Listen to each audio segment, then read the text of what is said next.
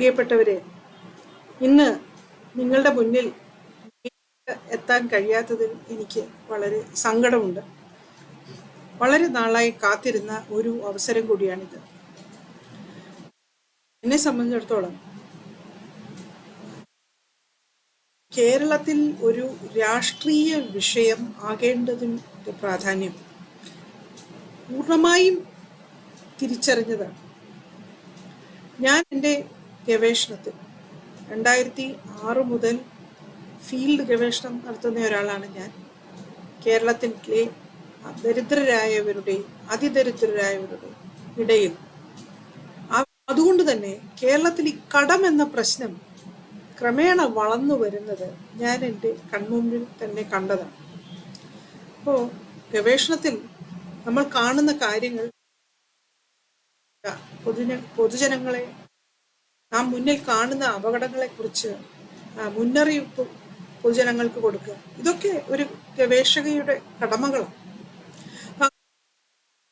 ഈ ക്ഷണം അത്തരമൊരു അവസരം എനിക്ക് തന്നിരിക്കുന്നു. എനിക്ക് വളരെ നന്ദിയുണ്ട്. ഈ ഇന്നത്തെ പരിപാടി ഉദ്ഘാടനം ചെയ്യാൻ എന്തുകൊണ്ടും ഞാൻ സന്തോഷത്തോടെയാണ് ഇവിടെ വന്നിരിക്കുന്നത്. നേരിട്ട് വരാൻ കഴിഞ്ഞിരുന്നെങ്കിൽ ഇതിലേറെ സന്തോഷമാകുമായിരുന്നു. എങ്കിലും ഈ പ്രഭാഷണം ഈ രീതിയിൽ അവതരിപ്പിക്കാനെങ്കിലും നമ്മൾക്ക് കഴിയുന്നുണ്ടല്ലോ എന്നോർത്ത് ഞാൻ സമാധാനിക്കുകയാണ്. ഇപ്പോൾ കടത്തിൻ്റെ രാഷ്ട്രീയം എന്ന് നമ്മൾ സാധാരണ പറയുമ്പോൾ ഒന്നെങ്കിൽ അത് ദേശരാഷ്ട്രത്തിൻ്റെ കടം, ആഗോള സാമ്പത്തിക വ്യവസ്ഥയെക്കുറിച്ചുള്ള ചിന്തകളിൽ, അതല്ലെങ്കിൽ ഇന്ത്യക്കുള്ളിലെ കാര്യമാണ് പറയുന്നതെങ്കിൽ ഇന്ത്യൻ ഭരണകൂടത്തിൻ്റെ കടം, അല്ലെങ്കിൽ സംസ്ഥാനങ്ങളുടെ കടം, ഇതിനെയൊക്കെയാണ് നമ്മൾ കടത്തിൻ്റെ രാഷ്ട്രീയം എന്ന് സാധാരണഗതിയിൽ പറയുന്നത്. പക്ഷെ എന്നാൽ ഇന്ന് കടം സാമ്പത്തിക രംഗത്തെ കവച്ചു വെച്ച് സാമൂഹിക രംഗത്തെ തന്നെ അടിമുടി തിരുത്തി എഴുതുന്ന ഒരു ക്ഷുദ്ര ശക്തിയായി മാറിയിരിക്കുകയാണ്. ഇതിൻ്റെ വളർച്ച കഴിഞ്ഞ ഒരു 20 വർഷക്കാലം ഞാൻ നേരിട്ട് കണ്ടതുമാണ്. കേരളത്തിൽ സാമുദായിക കുടുംബ ജീവിതം എന്ന വാഹനത്തെ ചലിപ്പിക്കുന്ന ഒരു ഇന്ധനം പോലെയാണ് കടത്തിൻ്റെ നില. അതില്ലെങ്കിൽ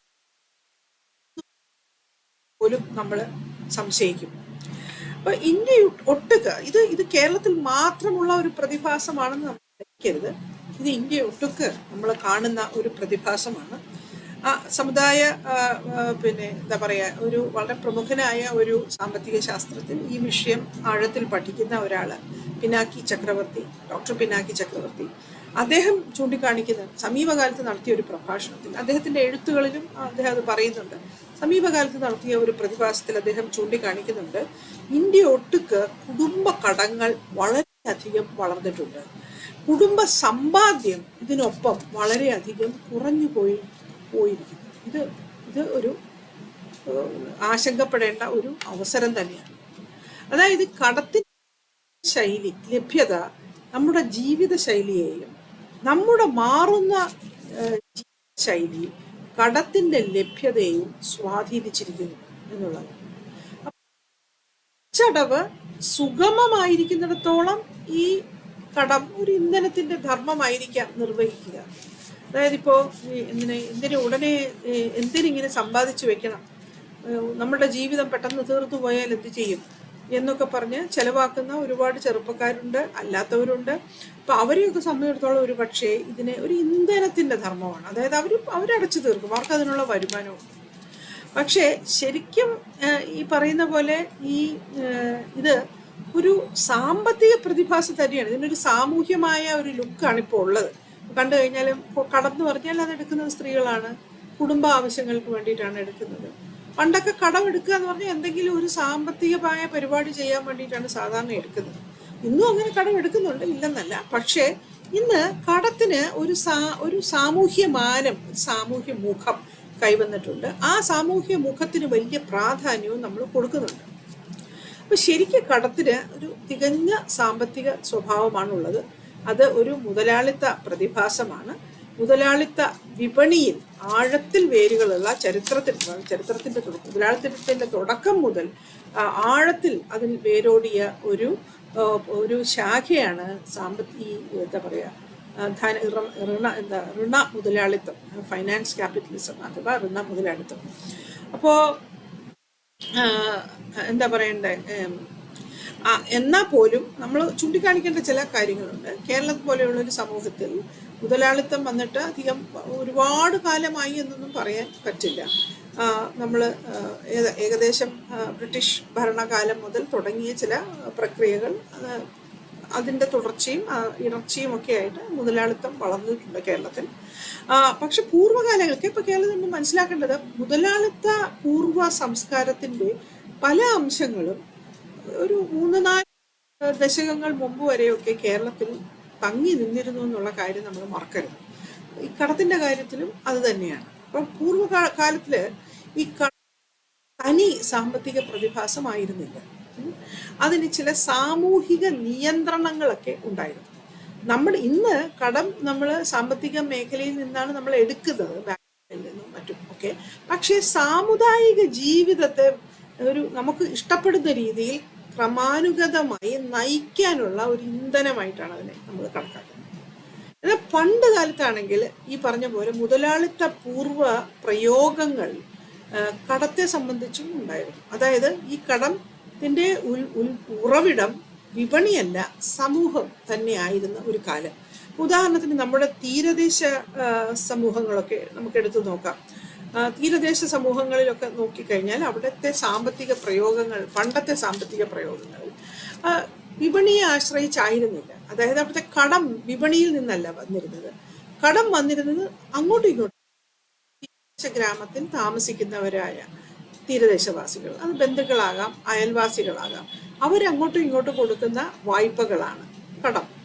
അന്ന് പലപ്പോഴും പലിശ പോലും ഇല്ലായിരുന്നു, പലിശയില്ലാ കടം ആയിരുന്നു. പിന്നെ ചെറിയ തോതിൽ പൈസ കൊടുക്കുന്ന രീതിയും ഉണ്ടായിരുന്നു. ഒരു 10-15 വർഷം വരെയും ഇത് അവിടെ ഈ രീതി അവിടെ ഉണ്ടായിരുന്നു.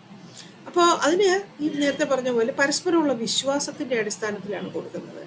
സാമൂഹ്യമായ ഉറവിടമാണ്. ഇപ്പോൾ എനിക്കൊരു 4 ലക്ഷം രൂപ കിട്ടി, ഞാനത് ബാങ്കിൽ കൊണ്ടുപോയി ഇടുന്നതിന് പകരം ഞാൻ എൻ്റെ അടുത്ത വീട്ടുകാർക്ക് ഒരു അത്യാവശ്യം, അവരുടെ മകളുടെ കല്യാണം മറ്റുമാണ്, അവർക്ക് ഞാൻ കൊടുക്കും. അവരെന്തെങ്കിലും അവർക്ക് ആവുന്നൊരു പലിശ തരും. ചിലപ്പോൾ ഞാൻ പലിശ പോലും ചോദിക്കത്തില്ല. ഞാൻ തിരിച്ചടവും കാലാവധിയും ഒന്നും പറയില്ല. പിന്നെ എൻ്റെ മോളുടെ കല്യാണം ആവാറാവുമ്പോൾ ഞാൻ അവരോട് ചോദിക്കും. അപ്പോൾ അവരെനിക്ക് കൊണ്ടുപോയി തരും. അപ്പം അത് ഒരു സാമൂഹ്യ ബന്ധത്തിൻ്റെ ഭാഗമായിരുന്നു. അപ്പം അത് ഞാൻ പറഞ്ഞില്ലേ, സമീപകാലം വരെയും നമ്മുടെ തീരപ്രദേശങ്ങൾ ഇപ്പോഴും ചില ഭാഗങ്ങളിൽ ഉണ്ട്. പിന്നെ ഇപ്പോൾ അവിടെ തന്നെ ഇപ്പോൾ മത്സ്യ വിപണനത്തിൽ ഏർപ്പെട്ടിരിക്കുന്ന സ്ത്രീകൾ, തീരദേശ സമൂഹങ്ങളിലെ മത്സ്യം വിൽക്കാനായിട്ട് നമ്മുടെ നഗരങ്ങളിലൊക്കെ വരുന്ന സ്ത്രീകൾക്ക്, അവർക്ക് ഈ പറയുന്ന പോലെ ഇന്ന് അവരുടെ ഏറ്റവും വലിയൊരു പ്രശ്നം ഈ തിരിച്ചടവും കടവുമാണ്. അന്നൊക്കെ ആണെങ്കിൽ മത്സ്യം പിടിക്കാൻ പോകുന്നവരുടെ കുടുംബങ്ങളുണ്ടല്ലോ, മത്സ്യബന്ധനത്തിൽ ഏർപ്പെടുന്ന ആ കുടുംബങ്ങളിൽ നിന്ന് തന്നെ മിക്കവാറും ഇവരുടെ ബന്ധുക്കളോ എന്തെങ്കിലും സ്വന്തക്കാരോ അല്ലെങ്കിൽ അയൽവാസികളോ ഒക്കെ ആയിരിക്കും. അങ്ങനെയുള്ളവരിൽ നിന്നും ആഴ്ച തോറും തിരിച്ചടയ്ക്കാവുന്ന തരത്തിലുള്ള പലിശയില്ല വായ്പകളോ അതല്ലെങ്കിൽ ചെറിയ പലിശ മാത്രമുള്ള വായ്പകളോ കിട്ടിയിരുന്നു. അതുപോലെ ഇപ്പം കേരളത്തിന് പുറത്തെ കാര്യം എടുത്ത് നോക്കിക്കഴിഞ്ഞാൽ, ബ്രിട്ടീഷുകാരുടെ വരവ് വരെ നമ്മുടെ നാട്ടിൽ, അത് മുസ്ലിം ഭരണകൂടമായാലും ശരി ഹിന്ദു ഭരണകൂടമായാലും ശരി, പലിശയ്ക്ക് കടം കൊടുക്കുന്നതിനെതിരെ ഒരുപാട് അതായത് ഒന്നാമത് ഈ പലിശയ്ക്ക് കടം കൊടുത്തയാൾ പലപ്പോഴും അവിടെ പോയി പട്ടിണി കിടന്നും സത്യാഗ്രഹം ഇരുന്നും ഒക്കെയാണ് ഈ കടം തിരിച്ചു വാങ്ങേണ്ടിയിരുന്നത്. അതായത് സർക്കാർ സംവിധാനങ്ങൾ ഈ കടം എടുത്ത ആളുടെ കയ്യിൽ നിന്ന് അത് പിടിച്ചെടുത്ത് കടം പിന്നെ ആരാണോ കടം കൊടുത്തത് അവർക്ക് തിരിച്ചേൽപ്പിക്കുന്ന തരത്തിലുള്ള സർക്കാർ സംവിധാനങ്ങളൊന്നും ഉണ്ടായിരുന്നില്ല. മാത്രമല്ല, ഉൽപാദനപരമായിട്ടുള്ള പ്രവർത്തനങ്ങളെ ബാധിക്കുന്ന തരത്തിലുള്ള കടം കൊടുക്കലിൽ ഇല്ലാതാക്കുന്ന തരത്തിലുള്ള തിരിച്ചടവോ പിടിച്ചുപറിയോ ഒന്നും അനുവദിച്ചിരുന്നുമില്ല. ഇത് ബ്രിട്ടീഷുകാരുടെ കാലത്താണ് ശരിക്കും ഈ രീതി അങ്ങ് മാറുന്നത്. ബ്രിട്ടീഷുകാരുടെ കാലത്താകുമ്പോൾ ഈ കടം കൊടുക്കുന്നയാളുടെ വശത്ത് ഭരണകൂടം നിൽക്കുന്ന ഒരു രീതി വരുന്നു. അതായത് ഞാനൊരാൾക്ക് കടം കൊടുത്തു, അയാൾ എനിക്ക് തിരിച്ചു തരാൻ വൈകുന്നു, അങ്ങനെയാണെങ്കിൽ എനിക്ക് പോയി ബ്രിട്ടീഷുകാരുടെ പോലീസ് സ്റ്റേഷനിൽ പറയാം, അപ്പോൾ ബ്രിട്ടീഷ് പോലീസുകാർ അവിടെ ചെന്ന് എനിക്ക് ഇനി തരേണ്ട ആളുടെ കയ്യിൽ നിന്ന് അത് പിടിച്ചു പറിച്ച് വാങ്ങിച്ച് തരും എന്നുള്ള ഒരു ഉറപ്പ് ഉണ്ടാകാൻ തുടങ്ങുന്നത് ബ്രിട്ടീഷ് ഭരണകാലത്താണ്. അപ്പം അങ്ങനെ അധികവും ഒരു സാമ്പത്തിക പ്രതിഭാസമായിട്ട് മാറുന്നത് ബ്രിട്ടീഷ് ഭരണകാലത്താണ്. സ്വാഭാവികമായിട്ടും ഒറ്റയടിക്ക് നമ്മുടെ ഇവിടുത്തെ എല്ലാ രീതികളും മാറിയില്ല. ബ്രിട്ടീഷ് ഭരണകാലത്തും അതിനെ തുടർന്നും ഈ വിപണിക്ക് പുറത്തു തന്നെ ഉണ്ടായിരുന്ന പണം കടം കൈമാറ്റം ചെയ്യാനുള്ള സംവിധാനം കുറച്ചൊക്കെ ആ പ്രയോഗങ്ങളൊക്കെ സമീപകാലം വരെയും ഉണ്ടായിരുന്നു. എനിക്ക് തോന്നുന്നു കഴിഞ്ഞൊരു 20 വർഷത്തിനിടയിലാണ് പരിപൂർണമായിട്ടും കടം സാമ്പത്തിക മേഖലയിൽ നിന്ന് ഈ പറഞ്ഞ പോലെ നമ്മുടെ സാമൂഹിക ജീവിതത്തെ സാധ്യമാക്കുന്ന ഒരു സംഗതിയായിട്ട് മാറുന്നത്. കടത്തിന് മേൽ സാമൂഹ്യമായ ഒരു നിയന്ത്രണങ്ങളും ഇല്ലാതായി ആകുന്നു ഒരു വശത്ത്. മറുവശത്ത് സാമൂഹിക ജീവിതം സാധ്യമാകണമെങ്കിൽ കടം, അതായത് സാമ്പത്തിക കടം, സാമ്പത്തിക രംഗത്ത്, അതായത് ബാങ്കുകളിലോ അല്ലെങ്കിൽ ഈ പറഞ്ഞ കൊടും പലിശ വാങ്ങുന്ന സ്വകാര്യ ബാങ്കുകളോ അല്ലെങ്കിൽ മൈക്രോ ഫൈനാൻസ് സ്ഥാപനങ്ങളോ, ഇങ്ങനെ സാമ്പത്തിക രംഗത്തെ പല സ്ഥാപനങ്ങളിൽ നിന്നും നമ്മൾ കടം വാങ്ങുന്നു. അപ്പോൾ ആ കടം ഇല്ലെങ്കിൽ നമ്മുടെ സാമൂഹിക ജീവിതം ഏതാണ്ട് അസാധ്യമാകുന്നു. എന്നാൽ സമൂഹത്തിന് ഒരു തരത്തിലും ഈ കടത്തിനെ നിയന്ത്രിക്കാനും പറ്റുന്നില്ല. ഈ അവസ്ഥ വന്നു ചേർന്നിരിക്കുന്നത് എനിക്ക് തോന്നുന്നു കഴിഞ്ഞ ഒരു 20-25 വർഷത്തിനിടയിലാണ്. അപ്പം സമൂഹത്തിൽ ഇങ്ങനെ ഒരു തരം ആസിഡ് പോലെ ആണ്ടിറങ്ങി സമൂഹത്തെ ഇങ്ങനെ പൊള്ളിച്ച് പോവാണ്. അതിനെ നിയന്ത്രിക്കാൻ ആരും ഇല്ലാതെയായിരിക്കുന്നു. സമൂഹവുമില്ല, ഭരണകൂടവുമില്ല. അതാണ് അതിൻ്റെ സത്യം. അപ്പോൾ നമ്മൾ ഇത്രയും, അതായത് നമ്മുടെ വീട്ടിലെ എല്ലാ കാര്യങ്ങളും ചെയ്യാൻ ആവശ്യം നമ്മുടെ സാമൂഹിക ജീവിതത്തിന് അത്യാവശ്യമായ ഒരു സാധനമായിട്ട് ഈ കടം മാറുമ്പോൾ അതിൻ്റെ വേരുകൾ, അതായത് മുതലാളിത്തത്തിൽ ആണ്ടിറങ്ങിയിരിക്കുന്ന അതിൻ്റെ ഈ വേരുകൾ, അത് നമുക്ക് മാകുന്നു എന്നുള്ളതാണ് മറ്റൊരു കാര്യം. നമുക്കറിയാമല്ലോ, ഇപ്പോൾ അധികവും അതൊരു പെണ്ണുങ്ങളുടെ സ്വല്ലയായിട്ട് മാറിയിട്ടുണ്ട്. കേരളത്തിലെ ദരിദ്രരുടെയും അതിദരിദ്രരുടെയും ഇടയിൽ കടം എന്ന് പറഞ്ഞാൽ സ്ത്രീകളുടെ ഒരു സ്വല്ലയായിട്ട് മാറിയിട്ടുണ്ട്. അതുപോലെ ഇപ്പോൾ എന്തുകൊണ്ടാണ് ഈ പാവങ്ങൾ ഇങ്ങനെ കടക്കണിയിലാവുന്നതെന്ന് ചോദിച്ചാൽ അതിന് ഈ കടം കൊടുക്കുന്നവരായാലും ശരി, ഉദ്യോഗസ്ഥരായാലും ശരി, നമുക്ക് തരുന്ന ഉത്തരം അവർക്ക് ശരിയായ മൂല്യങ്ങളൊന്നുമില്ല, സെൽഫ് ഡിസിപ്ലിൻ ഇല്ല, ആത്മനിയന്ത്രണമില്ല, കടം അവരവർക്ക് പറ്റുന്ന ഒരു പരിധിക്ക് നിന്നുകൊണ്ട് മാത്രമേ ജീവിക്കാൻ പറ്റുള്ളൂ. ഇങ്ങനെയുള്ള ഒരു തരം മോറലൈസിംഗ് ആണ് നമ്മൾ കേൾക്കുന്നത്. എന്നാൽ സത്യത്തിൽ ശരിക്കും ആലോചിച്ച് നോക്കിയാൽ സമകാലിക മുതലാളിത്തത്തിൻ്റെ അവിഭാജ്യ ഘടകമാണ് ഈ കടം. അങ്ങനത്തെ ഒരു പ്രതിഭാസമാണത്. മുതലാളിത്ത ചൂഷണത്തിൻ്റെ മുഖ്യ ഉപകരണമാണ് ഒരുപക്ഷെ അത് ഇന്ന് ഈ സമുദായത്തെ ഇങ്ങനെ കാർന്നു തിന്നുകൊണ്ടിരിക്കുന്ന കടം. ഇപ്പം പലിശയിലൂടെയും തവണകളിലൂടെയും തിരിച്ചടവുകളിലൂടെയും ഒക്കെ ഈ കടമെടുക്കുന്നവരുടെ ഭാവി ജീവിതത്തെ, അതായത് അവരുടെ ഭാവി സമയത്തെ തന്നെയാണ് അത് കവർന്നെടുക്കുന്നത്. അത് ഞാൻ ഒരാളുടെ കയ്യിൽ നിന്ന് കടം കഴിഞ്ഞാൽ ഇത്ര മാസത്തിനുള്ളിൽ അത് തിരിച്ചടയ്ക്കാൻ ഞാൻ ബാധ്യസ്ഥയാണ്. അപ്പൊ എൻ്റെ അത്രയും സമയം സത്യം പറഞ്ഞാൽ അയാളുടെ കടം തീർക്കാനുള്ള വേലയ്ക്ക് വേണ്ടി ഞാൻ വിനിയോഗിച്ചല്ലേ പറ്റുള്ളൂ. അങ്ങനെയാണ്. അപ്പോൾ ആ സമയം പിന്നെ എൻ്റെ അല്ലാതാകുന്നു, മറിച്ച് എനിക്ക് കടം തന്ന വ്യക്തിയുടേതായിട്ട് മാറുന്നു. അതുകൊണ്ടാണ് ഈ ഒരു പ്രതിഭാസത്തെ, അതായത് ഈ എന്താ പറയുക, ചെറുകിട കടങ്ങളെ ചെറിയ മനുഷ്യർക്കും കടം കൊടുത്തും വലുതായിക്കൊണ്ടിരിക്കുന്ന ഫൈനാൻസ് ക്യാപിറ്റലിസം, അതിലെ ഈ കടം എന്ന പ്രതിഭാസം മുതലാളിത്തത്തിന്റെ ഭാഗമാണെങ്കിലും അതുണ്ടാക്കുന്ന മാനസികവും വൈകാരികവുമായ ആഘാതങ്ങൾ അടിമത്ത സമ്പ്രദായത്തിലെ മാനസികാവസ്ഥകളോടാണ് സാമ്യം എന്ന് പല ചിന്തകരും അഭിപ്രായപ്പെടുന്നുണ്ട്. ഈ കടത്തിന്റെ മനഃശാസ്ത്രം കേരളത്തിൽ ഇനി പഠിക്കേണ്ടതാണ്. കാരണം ഒരു കടമെടുത്ത ഒരാള് കടം തിരിച്ചടയ്ക്കാൻ പറ്റാത്തതിന്റെ പേരിൽ അപഹസിക്കപ്പെടുമ്പോൾ, അപമാനിക്കപ്പെടുമ്പോൾ ആ വ്യക്തിയുടെ മനസ്സിന് അത് ഉണ്ടാക്കുന്ന ആഘാതം തീരെ ചെറുതല്ല.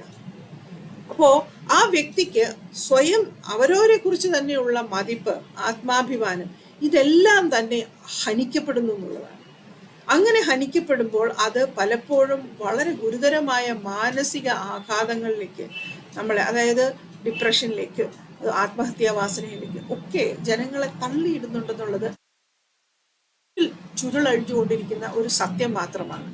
ഞാൻ സമീപകാലത്ത് നടത്തിയ കുറെ ഫീൽഡ് വർക്കിൽ, പ്രത്യേകിച്ചും കേരളത്തിലെ അസംഘടിത അനൗപചാരിക മേഖലയിലെ തൊഴിലാളി സ്ത്രീകളുമായിട്ട് നടത്തിയ ദീർഘ സംഭാഷണങ്ങളിൽ, പ്രത്യേകിച്ചും വീട്ടുജോലിക്കാരായിട്ടും മത്സ്യവിപണന രംഗത്ത് പ്രവർത്തിക്കുന്നവരായിട്ടും കടകളിൽ എടുത്തു കൊടുക്കാൻ നിൽക്കുന്നവരുമായിട്ടൊക്കെയുള്ള സ്ത്രീകളുമായിട്ടാണ് ഞാൻ സംസാരിച്ചത്. അവരെല്ലാവരും തന്നെ ഈ കടത്തെക്കുറിച്ച് പറയാൻ തുടങ്ങുമ്പോൾ കണ്ണ് നിറയുകയും വല്ലാതെ കരഞ്ഞു പോവുകയും ചെയ്യുന്ന സാഹചര്യം ഞാൻ കാണുന്നുണ്ട്. എന്തിനാണ് ഇന്ന് ഉച്ചയ്ക്ക് ഞാൻ ഈ തിരുവനന്തപുരത്ത് നടന്നുകൊണ്ടിരിക്കുന്ന ആശാ വർക്കർ സമരത്തിൻ്റെ പരിസരങ്ങളിൽ കുറച്ച് സമയം ചെലവഴിച്ച് അതിൽ പങ്കെടുക്കുന്ന സമരക്കാരായ തൊഴിലാളികളുമായിട്ട് ദീർഘ സംഭാഷണങ്ങളിൽ ഏർപ്പെട്ടുകൊണ്ടിരിക്കുകയായിരുന്നു, ചെറിയൊരു ഗവേഷണ താല്പര്യത്തോടു കൂടി. അവിടെയും അതെ, നമ്മൾ ഈ കടത്തെക്കുറിച്ച് പറയുമ്പോൾ സ്ത്രീകളുടെ മുഖത്ത് കാണുന്ന വല്ലാത്ത പേടിയും ആശങ്കയും ദൈന്യതയും, ഇത് ഒരു വല്ലാത്ത മാനസികമായ ഹിംസയെയാണ് സൂചിപ്പിക്കുന്നത്. സാമ്പത്തിക മുതലാളിത്തം, ഈ ഋണ മുതലാളിത്തം മനുഷ്യരിൽ ഏൽപ്പിക്കുന്ന അതിഭയങ്കരമായ വയലൻസ്, ഹിംസ ഇവരുടെ എല്ലാ മുഖങ്ങളിൽ നമുക്ക് കാണാം. പക്ഷെ ഇതെന്തുകൊണ്ടാണ് പിന്നെ തിരിച്ചറിയാത്തതെന്ന് ചോദിച്ചാൽ, വ്യക്തികളിലെ ഈ ഹിംസ എവിടേക്കാണ് ഡയറക്റ്റഡ് ആവുന്നത്? വ്യക്തികളിലേക്ക്. ഓരോ വ്യക്തിയുടെ പ്രശ്നമായിട്ടാണ്, ഓരോ കുടുംബത്തിന്റെ പ്രശ്നമായിട്ടാണ് അത് അവതരിപ്പിക്കപ്പെടുന്നത്. അപ്പോഴെന്താ പ്രശ്നം എന്ന് വെച്ചാൽ, എൻ്റെ കുടുംബം നോക്കാൻ എന്നെ കൊണ്ട് കൊള്ളില്ല, അതുകൊണ്ടാണ് ഞാൻ കടത്തിൽപ്പെട്ടത്. കുറ്റബോധം മനുഷ്യരിൽ ഉണ്ടാക്കുന്നത് വഴി അവരുടെ ആത്മാഭിമാനത്തെ തകർത്ത് കളയും. കൂട്ടായ പ്രവർത്തനത്തിലൂടെ സ്വയം വീണ്ടെടുക്കാനുള്ള അവരുടെ ശേഷിയെ തകർക്കുകയും ചെയ്യുന്ന ഒരു വല്ലാത്ത ക്ഷുദ്ര പ്രതിഭാസമാണ് ഇന്ന് ഋണ മുതലാളിത്തം.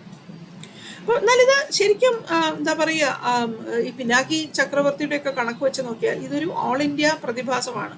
അദ്ദേഹം ചൂണ്ടിക്കാണിക്കുന്നത് 2010-11 വർഷങ്ങളിൽ ഇന്ത്യയിലെ ഗ്രോസ് ഡൊമസ്റ്റിക് പ്രോഡക്റ്റ് അഥവാ ജി ഡി പിയുടെ 11% കുടുംബക്കടം. ഇന്നത് 3 ഇരട്ടിയിലധികമായിരിക്കുന്നു. ഇന്നത് 37% വളർന്നിരിക്കുന്നു. അപ്പം മറ്റു പല രാജ്യങ്ങളുടെയും കണക്ക് വെച്ച് നോക്കിയാൽ ഇത് വലിയൊരു കൂടിയതാണെന്ന് പറയാൻ പറ്റില്ല. പ്രത്യേകിച്ച് വികസിത രാജ്യങ്ങളിലെ ഇത് നോക്കിക്കഴിഞ്ഞാൽ നമുക്ക് അത്ര വലിയ കൂടുതലാണെന്നൊന്നും പറയാൻ പറ്റില്ല. പക്ഷേ ഇത് നമ്മളെ ഭയപ്പെടുത്തുന്നത് എപ്പോഴാണെന്ന് ചോദിച്ചാൽ, പിനാക്കി ചക്രവർത്തി ചൂണ്ടിക്കാണിക്കുന്നത് പോലെ കുടുംബ സമ്പാദ്യം താഴേക്ക് ഗുരുതരമായ രീതിയിൽ പോകുന്നു.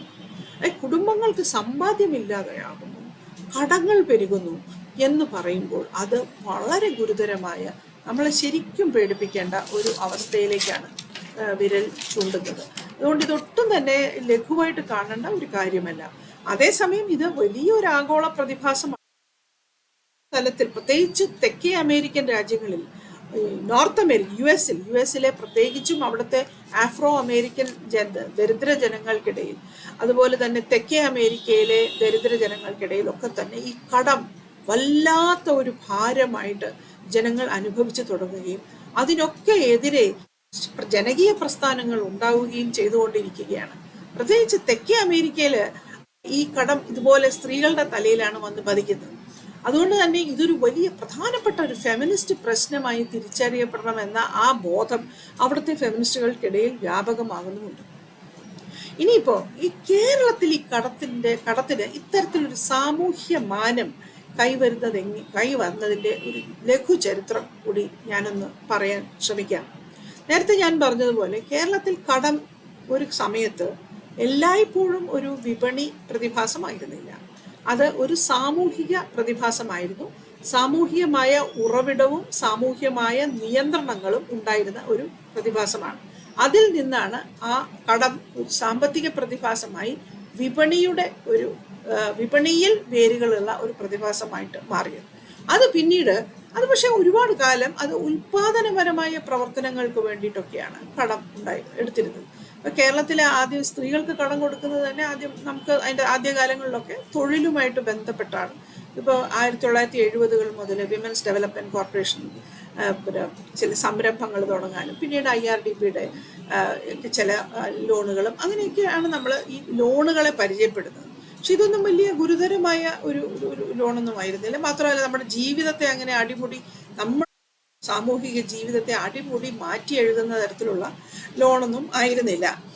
അപ്പം ഇങ്ങനൊരു പക്ഷേ എന്നാൽ ഇതിൻ്റെ ആവശ്യം വരുന്നത്, അതായത് എന്തുകൊണ്ടാണ് ഈ കടത്തിന് ഇങ്ങനെ ഒരു ആവശ്യക്കാരുടെ എണ്ണം ഇത്രയധികം കൂടിയതെന്നുള്ള എന്ന് ചോദിച്ചാൽ ആ ചോദ്യത്തിൻ്റെ ഉത്തരം നമ്മൾ 1990കളിലാണ് അന്വേഷിക്കുന്നത്. ഒരു കേരളത്തെ സംബന്ധിച്ചിടത്തോളം വളരെ പ്രധാനപ്പെട്ട കുറേ മാറ്റങ്ങൾക്ക് തുടക്കമുണ്ടായ ഒരു ദശകമാണ്. അപ്പോൾ ഒന്ന് എന്ന് പറഞ്ഞാൽ ഈ കേരളത്തിലെ കുടുംബങ്ങൾ അധികവും അണുകുടുംബമായി മാറിക്കഴിഞ്ഞ ഒരു ദശകമാണ്.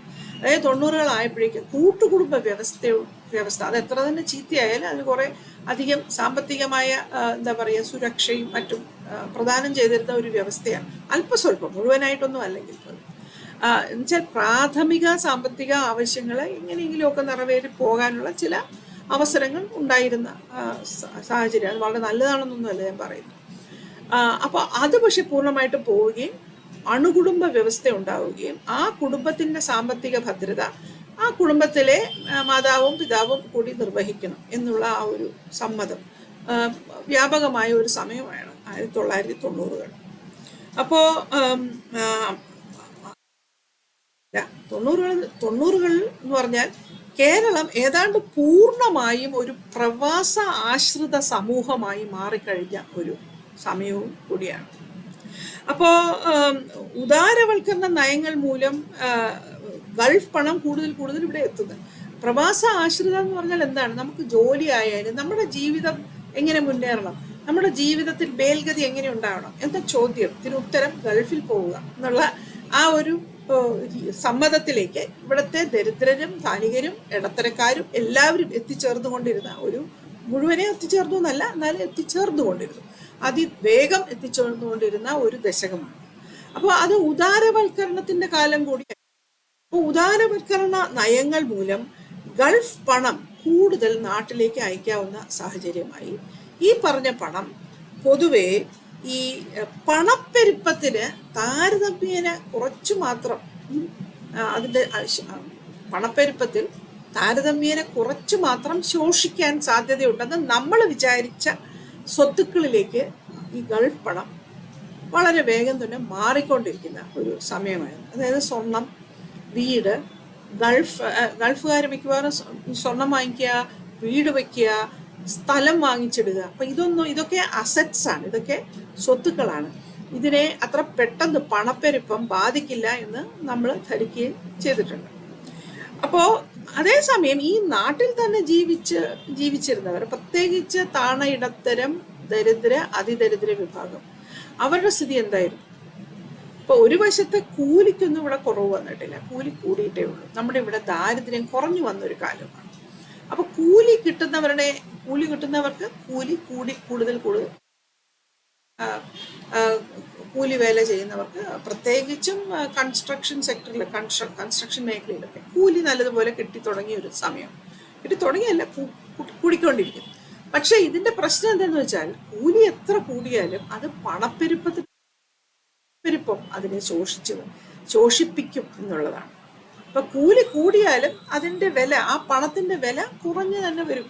അപ്പോൾ ഗൾഫുകാരും സാധാരണ ഇവിടെ വേലയെടുത്ത് ജീവിക്കുന്നവരും തമ്മിലുള്ള സാമ്പത്തിക അന്തരം വളരെ കാര്യമായി വികസിക്കാൻ തുടങ്ങിയ ഒരു ദശകമാണ് 1990. അപ്പോൾ മാത്രമല്ല ഇത് നിങ്ങൾക്കറിയാം, ഈ 10 വർഷത്തിനിടയിൽ നമ്മുടെ ഇവിടുത്തെ ഭരണകൂടം കാര്യമായ സാമ്പത്തിക പ്രതിസന്ധിയിലൂടെ കടന്നുപോയ ഒരു സമയമാണ്. കൃഷിയായാലും പരമ്പരാഗത വ്യവസായങ്ങളായാലും ശോഷിച്ചും വരുന്ന ഒരു കാലം. അതിൽ ജോലി സാധ്യതകൾ മാത്രമല്ല, അതിൽ നിന്നുള്ള വരുമാനവും കുറഞ്ഞു വരുന്ന ഒരു കാലം. ഇതിനെല്ലാം മീതെ ഇവിടുത്തെ ആരോഗ്യ മേഖലയും വിദ്യാഭ്യാസ മേഖലയും സാമൂഹിക സെക്ടറിൽ നിന്ന് കച്ചവട സെക്ടറിലേക്ക്, അതായത് സോഷ്യൽ സെക്ടറിൽ നിന്ന് കമേഴ്ഷ്യൽ സെക്ടറിലേക്ക് മറിച്ച് മാറ്റപ്പെട്ട ഒരു കാലമാണ്. നമുക്കറിയാമല്ലോ, സെൽഫ് ഫൈനാൻസിങ്ങിൻ്റെയും ഒക്കെ കാലമാണ്. അപ്പോൾ ഇതോടുകൂടി ഇപ്പോൾ ഇതെന്താ നിങ്ങൾ ആലോചിച്ച് നോക്കണം. മാത്രമല്ല ചില മേഖലകളിലൊക്കെ അപ്പം തന്നെ അന്യ സംസ്ഥാന തൊഴിലാളികളുടെ വരവ് നമ്മൾ കണ്ടു തുടങ്ങി. 2005 ആയി കഴിഞ്ഞപ്പോഴേക്കും ശരിക്കും നമ്മളത് കണ്ടു തുടങ്ങി. അപ്പോൾ അങ്ങനെ വരുമ്പോൾ ഞാൻ പറയുന്നത് 1990 തുടങ്ങി ഏകദേശം 2010 അവസാനിക്കുന്ന ഒരു 20 വർഷത്തിനിടയിൽ ഉണ്ടായ പല മാറ്റങ്ങളാണ് ഇത്. അപ്പോൾ എന്താ പറ്റുന്നതെന്ന് വെച്ചാൽ ഈ 90കളുടെ അവസാനമൊക്കെ ആകുമ്പോഴേക്കും ശരിക്കും ഇവിടുത്തെ ഇടത്തരം കുടുംബങ്ങൾക്ക് ഇതിൻ്റെ ആഘാതം അവർ അനുഭവിച്ചു തുടങ്ങി എന്നുള്ളതാണ്. അപ്പോൾ അവർക്ക് ശരിക്കും സാമൂഹികമായ മേൽഗതി ആഗ്രഹിക്കുന്ന കുടുംബങ്ങൾക്ക് കടമില്ലാതെ പറ്റില്ല എന്ന് വരുന്നു. ാണ് നമ്മുടെ സർക്കാർ കുടുംബശ്രീ കേരളത്തിൽ സ്ഥാപിക്കുന്നത്. അതായത് ഇവിടുത്തെ പോവേർട്ടി അലിവിയേഷൻ മിഷനാണ്. അതായത് ദാരിദ്ര്യ നിർമ്മാർജ്ജന മിഷനായിട്ടാണ് കുടുംബശ്രീ വരുന്നത്. അപ്പം ദാരിദ്ര്യം എങ്ങനെ നിർമ്മാർജ്ജനം ചെയ്യണം എന്നാണ് കുടുംബശ്രീയുടെ ദൗത്യം. ജനങ്ങളെ സ്വയം സഹായ സംസ്കാരത്തിലേക്ക് കൊണ്ടുവരിക എന്നുള്ള ലക്ഷ്യത്തോടെയാണ്. അപ്പം എന്താണ് ഈ സ്വയം സഹായ സംസ്കാരം? അതായത് സർക്കാർ ചില വായ്പകൾ തരും, ചില ട്രെയിനിങ്ങുകൾ തരും. വായ്പകൾക്ക് അത്ര വലിയ പലിശയൊന്നും ഉണ്ടാവില്ല. ഈ വായ്പകളും ട്രെയിനിങ്ങും പിന്നെ മറ്റു ചില സാഹചര്യങ്ങളും എല്ലാം കൂടി ഒത്തുതരും. ചിലപ്പോൾ മാർക്കറ്റ്, നമ്മൾ ഈ ഉണ്ടാക്കുന്ന ഉൽപ്പന്നങ്ങൾ വിൽക്കാനുള്ള വിപണന സൗകര്യങ്ങളും സർക്കാർ ചെയ്തു തരും. നിങ്ങളാകെ ചെയ്യേണ്ടത് ഈ വായ്പ ഉപയോഗിച്ച്, ഈ ട്രെയിനിങ് ഉപയോഗിച്ച് നിങ്ങൾ എന്തെങ്കിലും തരത്തിലുള്ള സംരംഭങ്ങളിൽ ഏർപ്പെടുക. എന്നിട്ട് ആ സംരംഭങ്ങളിലൂടെ ഉണ്ടാകുന്ന വരുമാനം കൊണ്ട് നിങ്ങളുടെ ക്ഷേമം തന്നെത്താനെ മാർക്കറ്റിൽ നിന്ന് വാങ്ങുക. ഇതിൻ്റെ അർത്ഥം സർക്കാർ സംവിധാനം മുഴുവൻ അഴിച്ചു കളയും എന്നല്ല, അതവിടെ ഇരിക്കും. പക്ഷേ നിങ്ങൾക്കിനി മേൽഗതി വേണമെന്നുണ്ടെങ്കിൽ നിങ്ങൾ പ്രധാനമായിട്ട് നിങ്ങൾ തന്നെത്താനെ ഈ സ്വയം സഹായത്തിലൂടെ മുന്നോട്ട് പോകണം. ഇത്തരം ഒരു സന്ദേശമാണ് കേരളത്തിൽ പോവർട്ടി അലിവിയേഷൻ മിഷൻ ഇവിടുത്തെ ഇടത്തരക്കാർക്കും ദരിദ്രർക്കും അതിദരിദ്രർക്കും ഒക്കെ കൊടുത്തത്. അപ്പോൾ കുടുംബശ്രീയിലെ, പക്ഷേ നിങ്ങൾക്ക് നന്നായിട്ട് അറിയാം, കുടുംബശ്രീ ഈ മറ്റു തരം മൈക്രോ ഫൈനാൻസ്, കമേഴ്ഷ്യൽ മൈക്രോ ഫൈനാൻസും തമ്മിൽ വലിയ അന്തരം ഉണ്ടായിരുന്നു. കമേഴ്ഷ്യൽ മൈക്രോ ഫൈനാൻസ് പറഞ്ഞാൽ മാർക്കറ്റ് റേറ്റിൽ തന്നെയാണ് ഇൻട്രസ്റ്റ്, അത് വളരെ ഉയർന്ന റേറ്റ്സിൽ ഇൻട്രസ്റ്റ് എടുത്തുകൊണ്ടാണ് കടം കൊടുത്തിരുന്നത്. പക്ഷേ കുടുംബശ്രീ അങ്ങനെയല്ല. കുടുംബശ്രീയുടെ മൈക്രോ ഫൈനാൻസ് എന്ന് പറഞ്ഞാൽ അതിന് ഗ്യാരണ്ടി ആയിട്ട് നിന്നത് ഭരണകൂടമാണ്. അപ്പം സർക്കാരിൻ്റെ ഉറപ്പിന് മേൽ പലിശ കുറഞ്ഞ വായ്പകളാണ് കുടുംബശ്രീയിലൂടെ സ്ത്രീക്ക് കിട്ടിയത്. ഓഫ്കോഴ്സ് ലിങ്കേജ് ലോണൊക്കെ വരുമ്പോഴേക്കും അത് മാറി. കാരണം ലിങ്കേജ് ലോൺ വരുമ്പോൾ പലിശ കുറയുന്നൊന്നുമില്ല. സ്ത്രീകൾക്ക് കടം കിട്ടും, പക്ഷേ കുറഞ്ഞ പലിശയ്ക്കൊന്നുമല്ല കിട്ടുന്നത്. അത് പിന്നീട് 2005-2006 ഒക്കെ ആകുമ്പോഴേക്കും പതുക്കെ എല്ലാ ബാങ്ക് ലിങ്കേജിന് വേണ്ടി പിന്നെ എല്ലാ കുടുംബശ്രീ ഗ്രൂപ്പുകളും ശ്രമിക്കണം എന്ന് മുകളിൽ നിന്ന് ഒരു സമ്മർദ്ദം വരികയും അങ്ങനെ സ്ത്രീകൾക്ക് കടം കിട്ടും എന്നുള്ളത് കൊണ്ട് തന്നെ അവരതിന് ശ്രമിക്കുകയും ചെയ്തിട്ടുണ്ട്. അപ്പോൾ ഇതിൽ ഇപ്പോൾ കൂടുതൽ വിശാലമായ ഈ നവലിബറൽ സ്വയം സഹായ സംസ്കാരത്തിന് മേലെയാണ് ഇത് ഉറപ്പിക്കപ്പെട്ടത്. പലിശയ്ക്ക് കടത്തിന് പലിശ കുറവായിരിക്കും കുടുംബശ്രീയുടെ, ഇല്ലെന്നല്ല. പക്ഷെ അതിൻ്റെ ഉറപ്പിക്കപ്പെടുന്ന സംസ്കാരം തീർച്ചയായിട്ടും ഇത്തരം ഒരു വിശാല നവലിബറൽ സ്വയം സഹായ സംസ്കാരമാണ്. അപ്പോൾ ഈ നമുക്ക് ഒരർത്ഥത്തിൽ നമ്മുടെ പൗരത്വം തന്നെ ഈ പറഞ്ഞ പോലെ ഒരു സ്വയം സഹായത്തിലൂടെ വിപണിയിലൂടെ സ്വയം സഹായം വഴി വലുതാകുന്ന ആളുകളുടേതാണ് എന്ന ഒരു ചെറിയ സൂചന നമുക്ക് കിട്ടിത്തുടങ്ങും. അപ്പോൾ അത് ഒരു വശത്ത് നടക്കുമ്പോൾ പഞ്ചായത്തി രാജിൻ്റെ വികാസം വളരെ ശക്തമായി നടക്കുന്നു. അവിടെയും ഞാൻ ഈ 2006 മുതൽ നടത്തിയിട്ടുള്ള പിന്നെ ദീർഘ സംഭാഷണങ്ങൾ നമ്മൾ കാണുന്ന ഒരു കാര്യം, ഈ കടം ഒരു സംസ്കാരമായിട്ട് മാറുന്നതാണ്. ഒരു രാഷ്ട്രീയ സംസ്കാരം, സാമ്പത്തിക സംസ്കാരം മാത്രമല്ല, സമൂഹത്തിൻ്റെ ഇന്ധനം മാത്രമല്ല, മറിച്ച് ഒരു രാഷ്ട്രീയമായ ഒരു ഒരു ഒരു ഒരു ഒരു സംസ്കാരം പോലെ. അതായത് ഈ പഞ്ചായത്തുകളിലേക്കും ഒക്കെ വരുന്ന തിരഞ്ഞെടുക്കപ്പെട്ട അല്ലെങ്കിൽ കുടുംബശ്രീയുടെ നേതൃത്വത്തിലേക്ക് തിരഞ്ഞെടുക്കപ്പെടുന്ന സ്ത്രീകളൊക്കെ സർക്കാരിനോടൊരു പ്രത്യേക തരം കടപ്പാട് ഉള്ളവരെ പോലെയാകും, കടപ്പെട്ടവരായി. അപ്പോൾ അവർക്ക് വളരെ കുറഞ്ഞ വരുമാനം, വളരെ കുറഞ്ഞ അംഗീകാരം കൊടുത്തുകൊണ്ട് അവരെ കൊണ്ട് ധാരാളം കഠിനമായ വേല ചെയ്യിക്കുന്നു. എങ്കിലും അവർ അതിനെ എതിർക്കുന്നില്ലെന്ന് മാത്രമല്ല, അവർ പൂർവാധികം കാര്യമായിട്ട് തന്നെ ജോലി ചെയ്യും. ഇതെന്തുകൊണ്ടാണ് നിങ്ങൾ ഇങ്ങനെ ചെയ്യുന്നതെന്ന് ചോദിക്കുമ്പോൾ ഞങ്ങൾക്ക് സർക്കാരിനോട് കടപ്പാടുണ്ട്.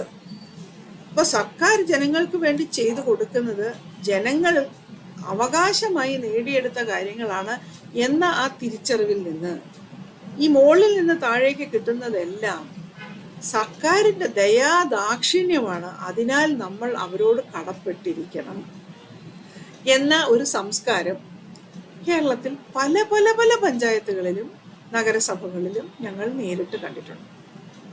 എന്നാൽ അതേസമയം മറ്റു പല സ്ഥലത്ത് ഈ കടത്തിൻ്റെ ബന്ധത്തെ കുറെ കൂടെ തുല്യ നിലയാക്കാൻ സ്ത്രീകൾ ശ്രമിക്കുന്നതും ഞങ്ങൾ കണ്ടിട്ടുണ്ട്. പ്രത്യേകിച്ച് 2008 കുടുംബശ്രീയുടെ 2008 ബൈലോ പരിഷ്കരണത്തിന് ശേഷം പല പഞ്ചായത്തുകളും അതായത് എനിക്ക് കടം തന്നു, ശരി, ഞാനത് അംഗീകരിക്കുന്നു, ഞാൻ കടപ്പെട്ടിരിക്കുന്നു നിങ്ങളോട്, ആ കട നിറവേറ്റാൻ വേണ്ടി ഞാൻ കുറച്ച് കാര്യങ്ങൾ അങ്ങോട്ട് ചെയ്യുന്നു.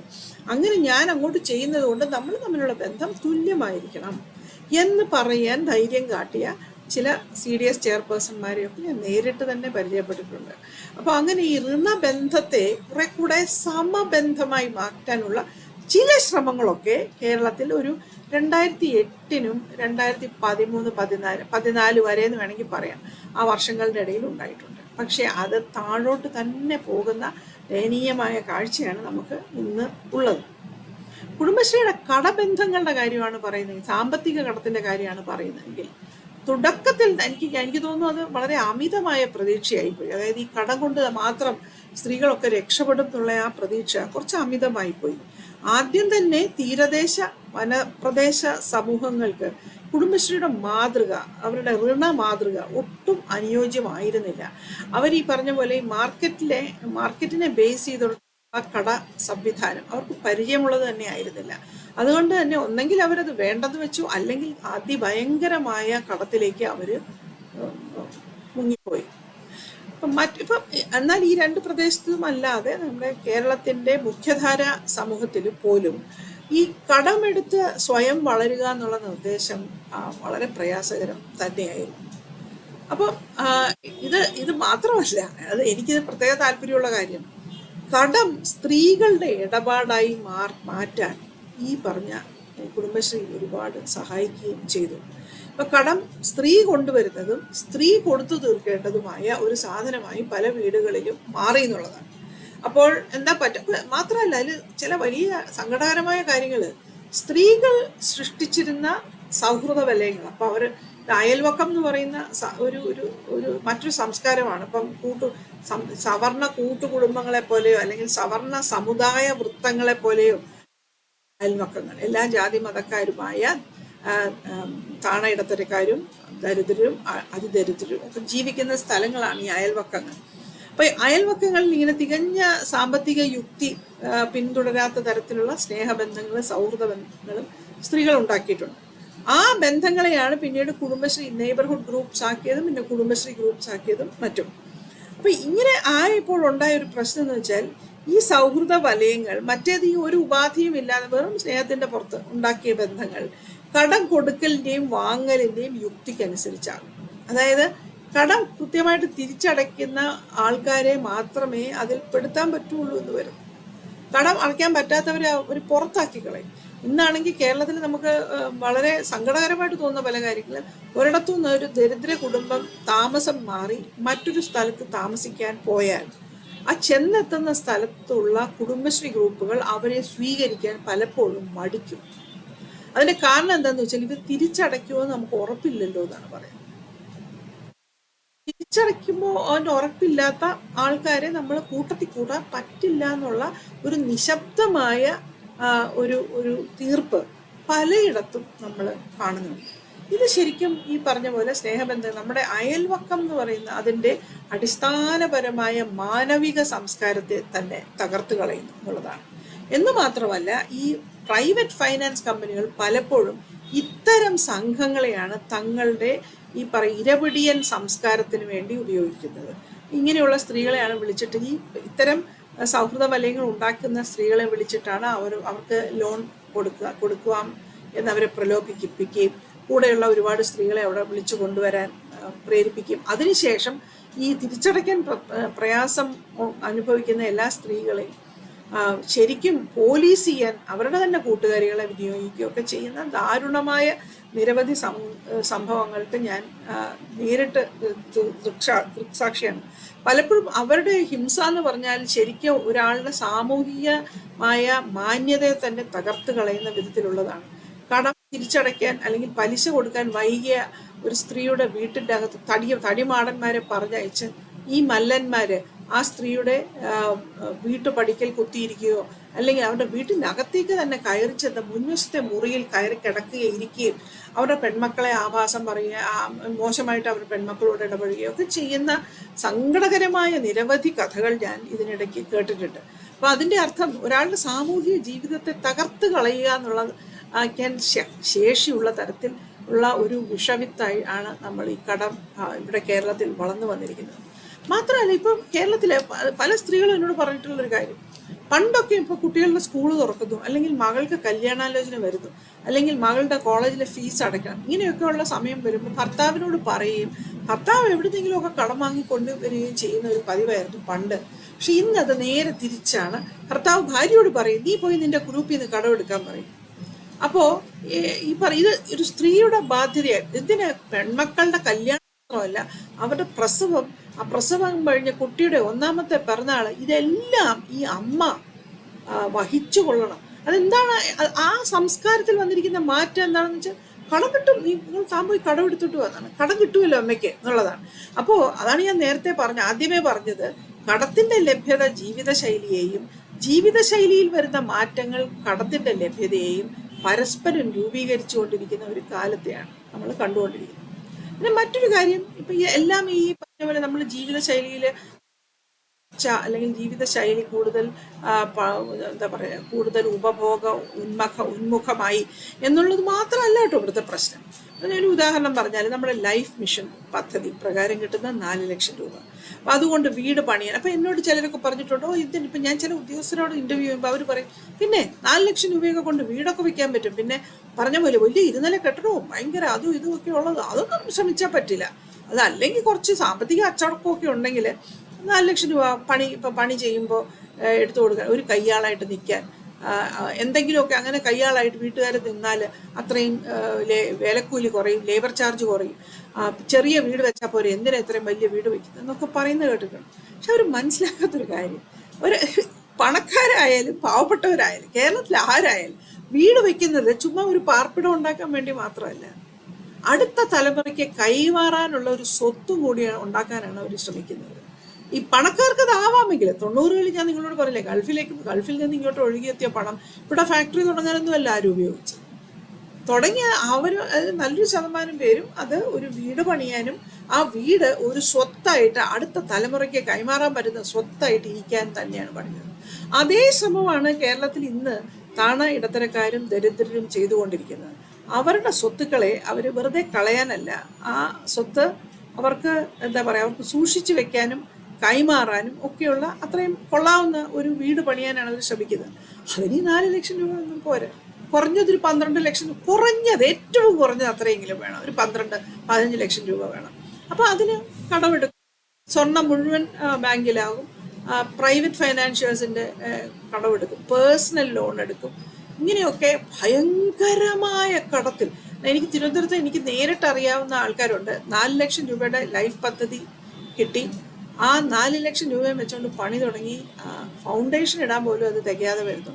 അപ്പോൾ ഒരു 12-16 ലക്ഷം രൂപ ഈ വീട് പണിക്ക് വേണ്ടി മാത്രം കടമെടുത്ത് മുഴുക്കടത്തിൽ മുങ്ങി താണ് നിൽക്കുന്ന, തിരിച്ചടവ് അങ്ങേറ്റം ബുദ്ധിമുട്ട്, പലിശയ്ക്കപ്പുറം ഒരു പൈസ പോലും തിരിച്ചടയ്ക്കാൻ പറ്റാത്ത ആൾക്കാരെ ഞാൻ എത്രയോ പേരെ ഞാൻ നേരിട്ട് കണ്ടിരിക്കുന്നു.